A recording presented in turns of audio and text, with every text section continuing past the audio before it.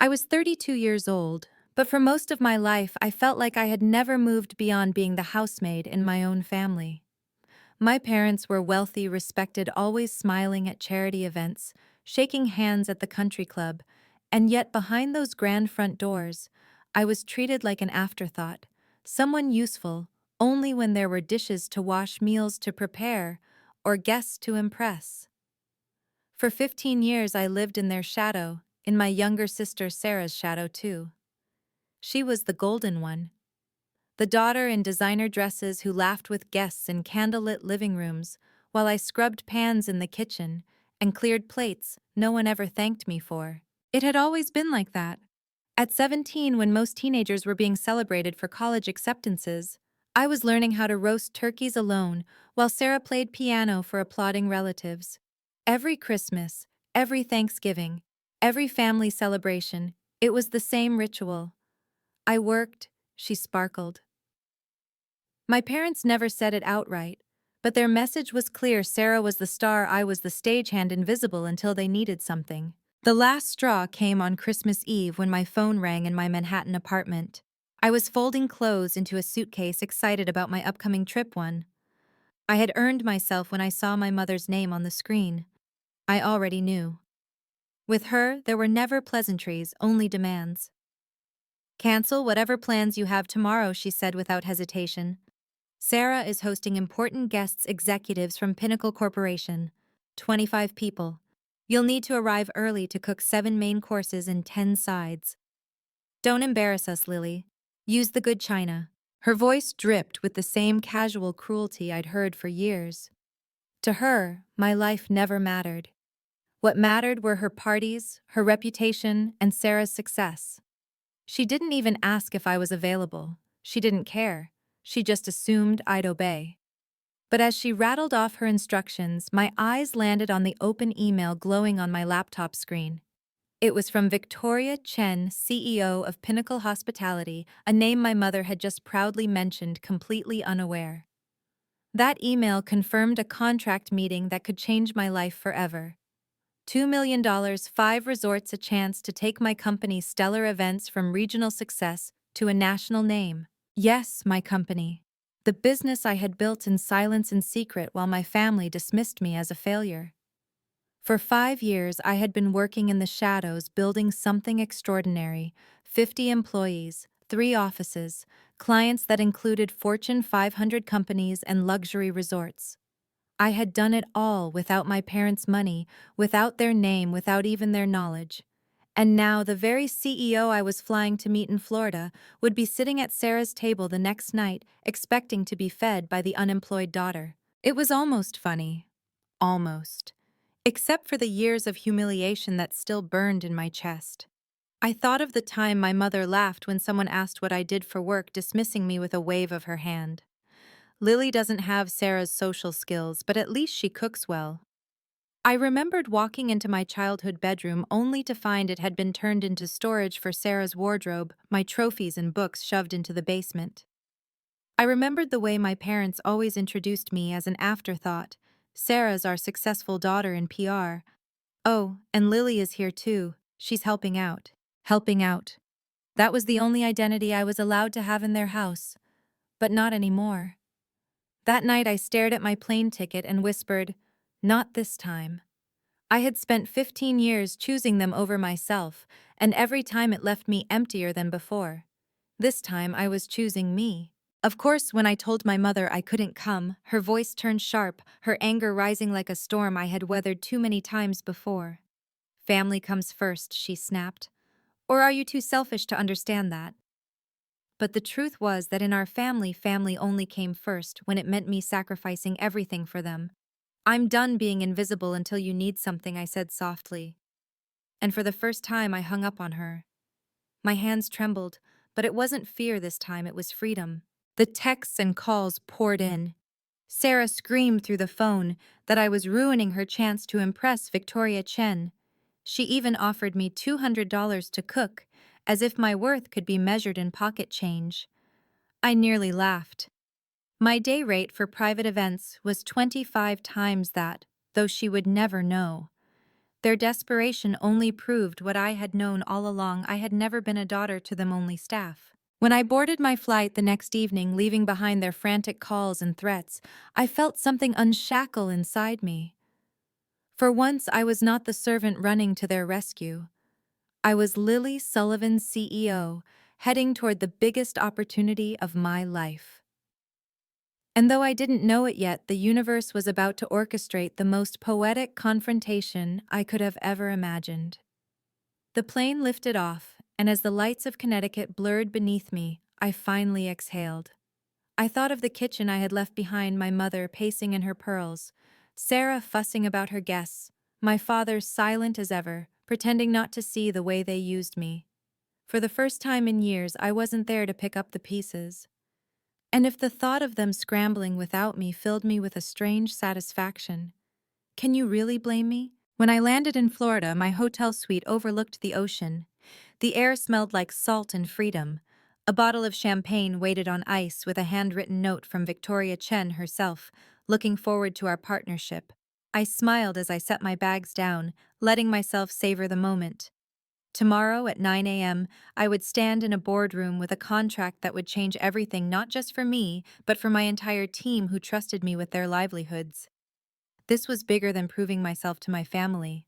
This was about building something they could never take credit for, something no one could diminish. But even in that luxury suite, their voices echoed. My mother's laugh dismissing my business as a little hobby. Sarah's condescension offering me $200 like a charity case. My father's silence, which in some ways hurt the most. It was as though I didn't exist unless I was useful to them. I opened my laptop and stared at the draft of the Forbes article, waiting for final approval. The headline glowed at me: From Invisible to Invaluable, How Lily Sullivan Built a Catering Empire Without a Dollar of Family Money. They had chosen my face for the cover.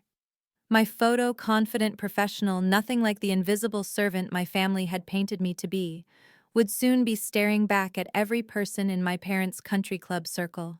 And then came the irony. The twist no one could have scripted better than fate itself. My phone buzzed with an email from my mother. Subject line: urgent, Christmas Eve menu. I opened it, almost laughing when I saw the detailed list. 7 entrees, 10 sides, dietary notes for 5 VIPs, dessert pairings, wine selection down to the garnishes and serving platters. And there, nestled among the names of bankers and executives, was one that made my breath catch: Victoria Chen, CEO, Pinnacle Hospitality. The very woman who had invited me to Florida to finalize a multi-million-dollar deal was sitting in my parents' dining room, expecting to be served by the unemployed daughter. My mother had no idea. Sarah had no idea. None of them had the faintest clue that the so-called maid they dismissed was the same CEO Victoria had been eager to meet for 2 years.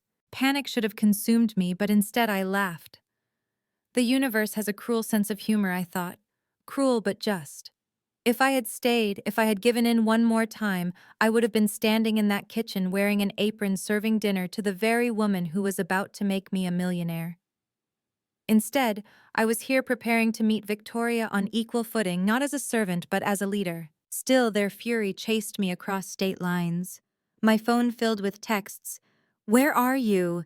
Don't you dare ruin this night. You're dead to us if you don't come back right now." Sarah's rage poured through the screen. "Victoria Chen is here and you've made us look like fools. We had to order pizza." "Pizza, Lily. Do you know what you've done?" I could picture it perfectly. The monogrammed silver laid out, the Waterford crystal glinting under the chandeliers, and stacked on top of them, greasy cardboard pizza boxes. I imagined my mother's face as she served Papa John's to executives, her years of bragging about Sarah's sophisticated parties, unraveling in one humiliating night. A twisted kind of justice, delivered without me lifting a finger. And yet, even as I smiled at the thought, guilt pricked at me. Not guilt for leaving, I had earned the right to choose myself, but guilt that I had let them treat me this way for so long.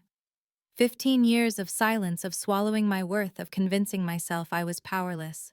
That was the real betrayal, not theirs, mine. By morning, the chaos had only intensified. I woke to dozens of messages, each more desperate than the last. My father finally texted, "Your mother is having a breakdown. Please reconsider." But I didn't. I put on my best suit, stood before the mirror, and whispered to my reflection, "Today, they'll see who I really am." That evening at the pre-dinner meeting, Victoria walked in. She was radiant in her presence, sharp-eyed and warm, yet tired. "You won't believe the night I just had in Connecticut," she said, shaking her head with disbelief.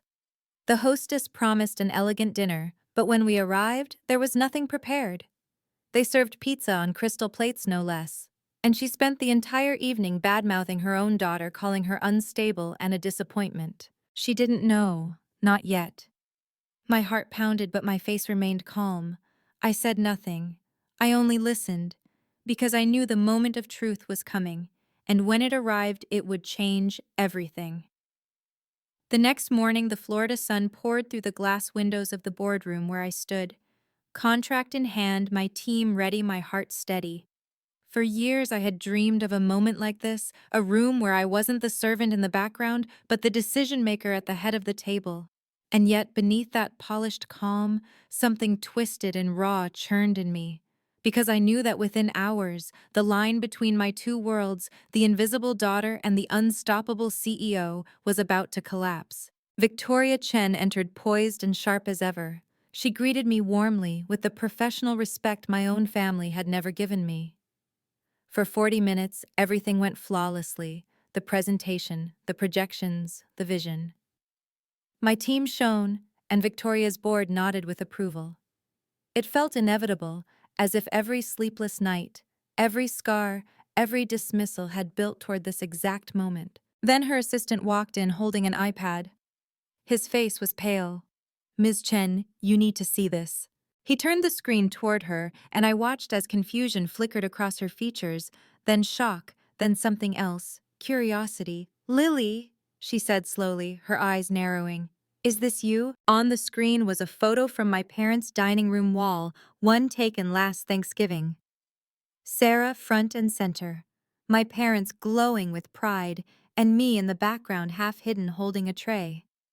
The caption underneath was cruel: "Margaret Sullivan's daughter failed to show up for her own family's event again." And the comments had already begun, whispers of pizza boxes, of humiliation, of my mother's frantic excuses. My throat tightened, but I didn't flinch. "Yes," I said, my voice calm. "That's me. Margaret Sullivan is my mother." The room went utterly silent. I could feel every eye on me, the weight of their judgment suspended in the air. So Victoria said finally, her tone edged with disbelief, "The daughter your mother called unreliable, unstable, and unemployable is you?" "Yes," I said again. "And she has no idea that the so-called failure she dismissed is the one standing in front of you right now, about to sign a multi-million-dollar contract." The silence broke into a ripple of murmurs. James, Victoria's business partner, leaned forward. "Wait, you're telling me your family doesn't even know you run one of the most successful catering companies on the East Coast?" "They don't," I admitted. "They've never asked. For 5 years, they've assumed I was unemployed, living off savings. They never wondered how I afforded my apartment or my car, or how I spent my days. They just decided I was a failure and treated me like one." Victoria blinked, then let out a laugh. Not a polite chuckle, but a genuine, incredulous laugh that echoed through the boardroom. "Oh my God," she said. "Last night, your mother spent the entire evening telling me how pathetic her older daughter was while serving pizza on Waterford Crystal. And today, I find out that daughter is you, the CEO. I've been eager to meet for years." Her team joined in the laughter, though mine sat frozen, stunned by how personal this had become. Victoria shook her head in disbelief. "The irony is delicious. Your mother had a golden goose in her home and treated it like a servant duck." I managed a small smile, though inside my chest was burning. Not from shame, but from vindication. For years I had swallowed their cruelty, and now in this gleaming boardroom the truth was shining so brightly it couldn't be hidden anymore. Then came the final blow. Victoria's assistant burst in again. "You'll want to see this," he said, projecting a web page onto the boardroom screen. It was the Forbes cover story. My face, my name. The headline in bold letters, From Invisible to Invaluable, How Lily Sullivan Built a Catering Empire Without a Dollar of Family Money. The room gasped.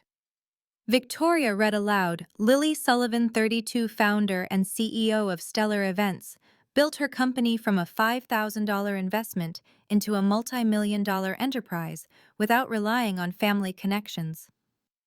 I wanted to prove that success doesn't need permission, Sullivan says. The timing couldn't have been more perfect.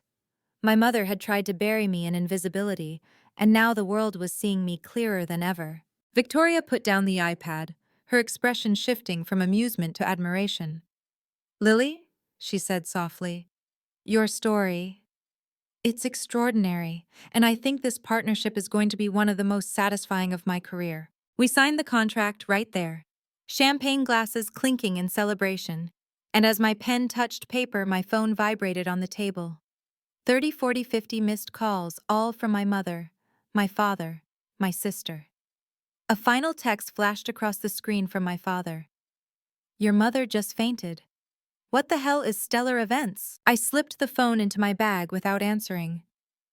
For once, their crisis was not my responsibility. For once, I chose myself. The ink had barely dried on the contract when Victoria leaned closer, her eyes still dancing with disbelief. I have to admit, Lily, she said, I've signed a lot of deals in my career, but this one comes with a story I'll be telling for years. She raised her glass toward me, to boundaries, and to women who refuse to stay invisible. We toasted laughter spilling through the boardroom. My employees smiled proudly, relief softening their faces. They knew what this deal meant, security growth futures they had staked on me. But for me, beyond the numbers, beyond the champagne and applause, there was something deeper. This wasn't just a victory. It was a reclamation of the voice that had been stolen from me for 15 years. When I finally checked my phone, the storm of messages from home nearly made me laugh. My mother's frantic texts. Answer the phone now. Lily, this is cruel, pretending to be successful just to humiliate us. Sarah's rage, Victoria told everyone.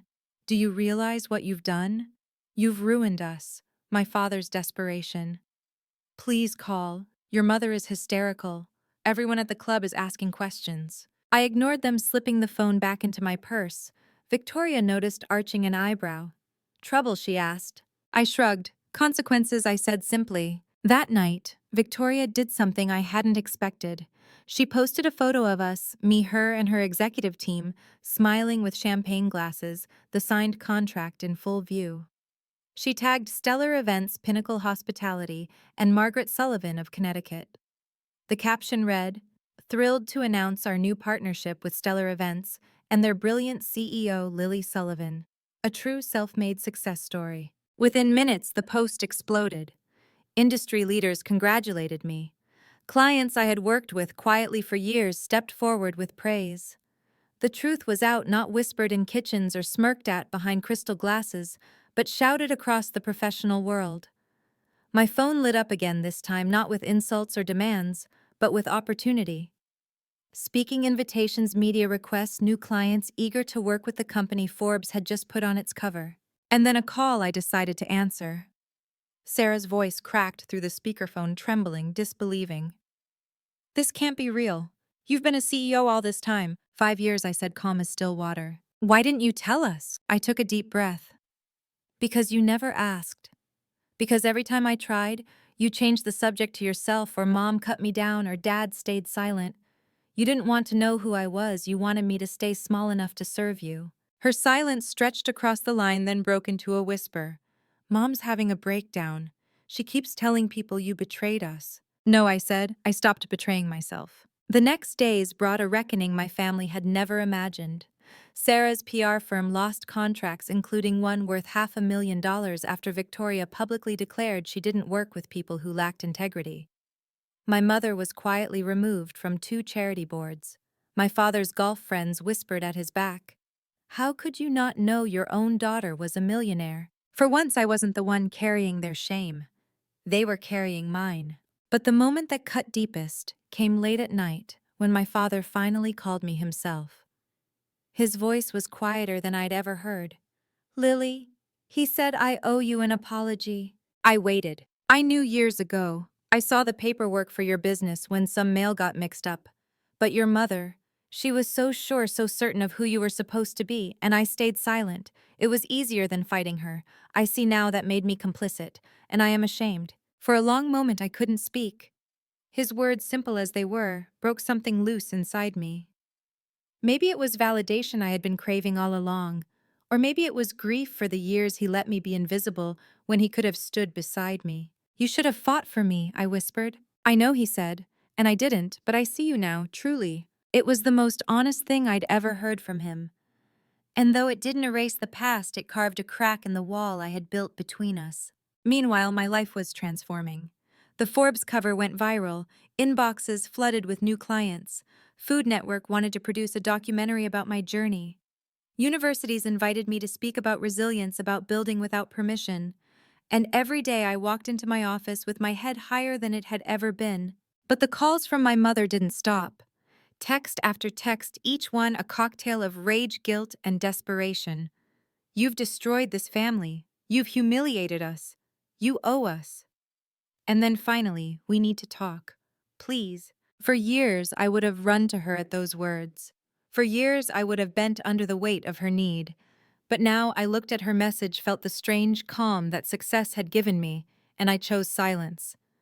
Not out of cruelty, but out of survival. Because some wounds need boundaries to heal. Still, I knew that one day I would have to face them. And when I did, it would not be as their servant. It would be as their equal. 3 months later, the day came. Not at their house, not in the grand dining room where I had once spent Christmases sweating over ovens, but in Manhattan at a quiet restaurant I chose. Neutral ground. My territory. I walked in wearing the same composure I carried into boardrooms, not the apron they once tied around my waist. They were already seated. My father looked older, weary. Sarah seemed smaller somehow, her sharp confidence dulled. My mother. She looked fragile for the first time in my life, as though the weight of her own lies had finally bent her spine. For a moment, I almost felt pity. Almost. Before they could speak, I laid a single piece of paper on the table. These are my terms. They leaned in. My voice didn't waver. Equal respect or no contact. No more treating me like staff. Public acknowledgement of my success. A genuine apology. And therapy for all of us together and individually. This is non-negotiable. The silence that followed was heavy. My mother's eyes filled with tears. Lily, we've lost everything. My reputation. Sarah's clients. That's not my responsibility, I said flatly. My father surprised me by speaking first. We know, he said. We're not here to blame you. We're here to ask for a second chance. His voice cracked on the word ask, a word I had never heard from him before. Sarah's voice was barely a whisper. I was jealous. Mom made me feel special by making you feel small. I see now how twisted that was. I've been in therapy. I know we turned you into the scapegoat so everyone else could feel successful. I'm sorry. I looked at my mother, waiting. Her lips trembled. Not just for Christmas Eve, she said, but for 15 years of blindness. I made you a servant because I couldn't stand the thought that you might outshine the life I had imagined for you. I was wrong. I studied her face, the woman who had stolen my self-worth for so long. This wasn't the imperious matriarch who barked orders in pearls. This was a woman crumbling under the truth. I'll consider it, I said finally. But understand this, I'm not coming back to the same family. If we rebuild, it's as equals. They nodded, and then unable to resist, I added, and Mom, if you ever want stellar events to cater anything, you'll pay full price. For the first time in months, she actually smiled through her tears. Fair. 6 months later, they sat in my apartment for the first time, a 2-bedroom condo overlooking Central Park. The one they had always assumed I couldn't afford. My team from Stellar Events catered the dinner. I didn't lift a single pan. That was a boundary I'd never cross again. As they ate, I raised my glass. I want to be clear about something. Success doesn't need permission. Self-worth doesn't require validation, and respect is non-negotiable. My mother nodded, and for once she didn't argue. She had begun therapy. She had even stood at the country club, and admitted publicly that she had been blind to my success. It hadn't repaired her reputation, but it was a start. Sarah's firm had stabilized, humbled, and she had even submitted a professional proposal to handle Stellar Events PR. I treated it like I would any other bid. No favors, no shortcuts, equality at last. My father introduced me now with pride, not shame. "This is my daughter," he told colleagues, the CEO. And every time he said it, a piece of the girl I used to be, the one hiding in kitchens, the one silenced in her own home, finally healed. But the biggest change wasn't in them. It was in me. I no longer hid my achievements. I no longer dimmed my light to make them comfortable. My company grew to 100 employees, 5 cities, a Food Network documentary. And every morning I looked in the mirror and reminded myself, I'm Lily Sullivan, CEO of Stellar Events. Not the family maid. Never again. If my story leaves you with anything, let it be this: your worth does not decrease because someone else is too blind to see it. Families can wound us, but they cannot define us. The truest revenge is not anger, it's living fully, boldly, and unapologetically as yourself. Thank you for walking this road with me. If my story touched you, I'd love to hear yours in the comments below. Don't forget to like, share, and subscribe, because together we can remind the world that no one has the right to dim our light.